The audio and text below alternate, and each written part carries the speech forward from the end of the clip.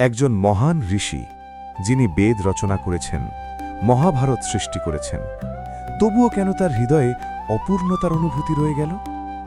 আজকের শ্লোক সেই গভীর সত্য প্রকাশ করছে।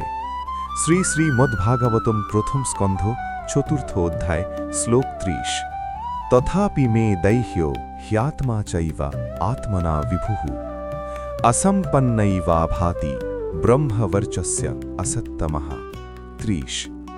অনুবাদ: যদিও আমি বৈদিক দর্শনের অভিপ্রেত সমস্ত যোগ্যতা অর্জন করেছি, তথাপি আমার হৃদয়ে আমি অপূর্ণতা অনুভব করছি। এই শ্লোকে মহর্ষি ব্যাসদেবের অন্তরের এক গভীর অনুভূতির কথা বলা হয়েছে।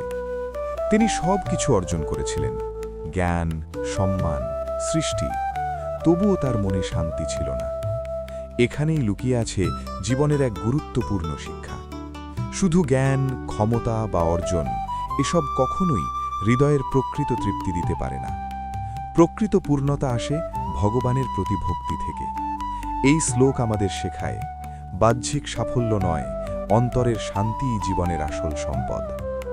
এভাবেই শ্রীমদ্ ভাগবত আমাদের পথ দেখায়, কিভাবে ভক্তির মাধ্যমে জীবনের প্রকৃত উদ্দেশ্য খুঁজে পাওয়া যায়। এমন আরও ভাগবত শ্লোক শুনতে লাইক, শেয়ার এবং সাবস্ক্রাইব করতে ভুলবেন না। হরে কৃষ্ণা।